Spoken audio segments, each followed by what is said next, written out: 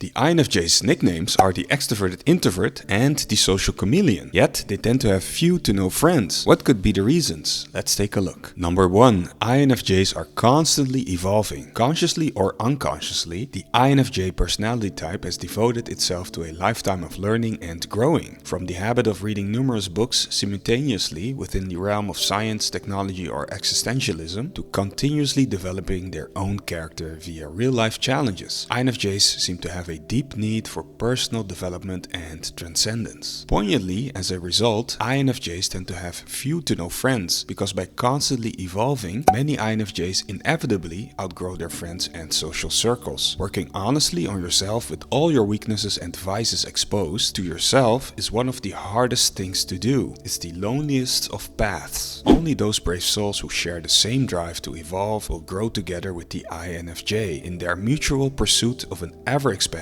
consciousness, and those who are not will again be left behind whenever the next INFJ's phoenix cycle of metaphysical death and rebirth naturally comes to a close. The next reason shares some similarity. Number 2. INFJs expect one-sided relationships. From being exploited by narcissistic individuals to being just in off-kilter relationships. Sadly, many INFJs have been painfully disillusioned by one-sided relationships that taught them how rare sincere generosity truly is within this world. Since INFJs are typically one of those rare types that are renowned for their generosity regarding attention, time and energy, and hardly get it reciprocated to the same degree, INFJs subconsciously start to expect and settle for one-sided relationships as the default mode where the INFJ ends up giving more than the other. Gradually, over time, INFJs may pull away from existing relationships or refrain from forming new ones because they realized that most likely any type of relationship is going to be draining their energy due to its one-sided nature, leaving INFJs with few to no friends by choice, as this general and seemingly inescapable relationship prospect is an uninspiring and unhealthy one. The next reason could be a result of constantly having to deal with one-sided relationships. Number 3.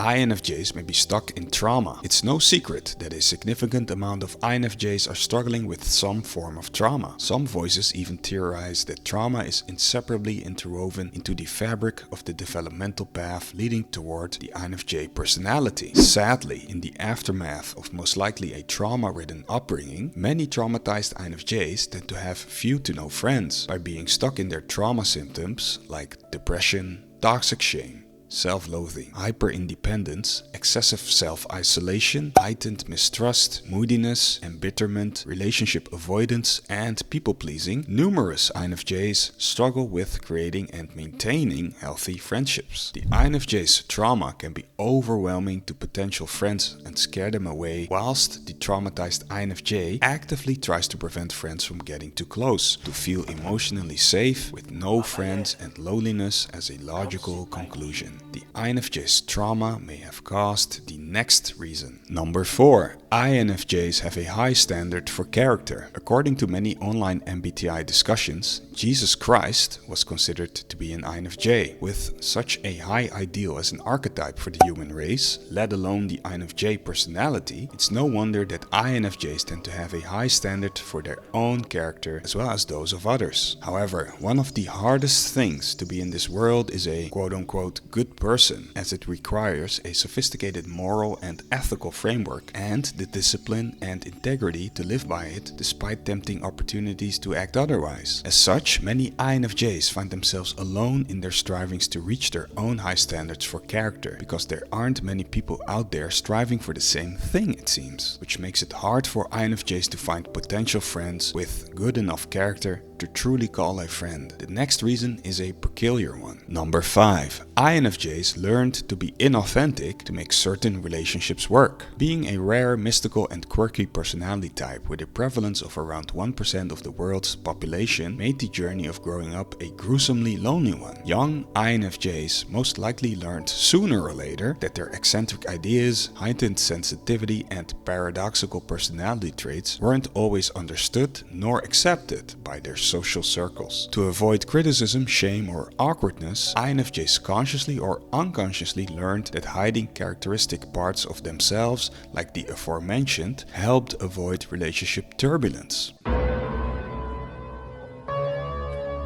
By crafting a false self or a 2D self, INFJs could make certain essential relationships like familial bonds or adolescent peer attachments work. However, needing to be inauthentic in relationships takes its toll in the form of resentment, distancing, and frustration, which poignantly made a lot of INFJs acquire a distaste for the concept of relationships. This may have led INFJs to become hyper-independent, to avoid inauthentic relationships, and to dislike relationships unless they absolutely know for sure they are authentic ones. Watch this video next.